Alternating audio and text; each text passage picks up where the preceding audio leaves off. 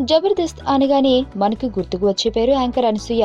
అనసూయకి చాలా మంది ఫ్యాన్స్ ఉన్నారు. బుల్లితెరను ఓ రేంజ్ ఊపుతున్న అనసూయ రీసెంట్ గా సోగ్గాడే చిన్న నాయన మరియు క్షణ మూవీలో కనిపించింది. తన నటనతో మంచి పేరు తెచ్చుకుంది.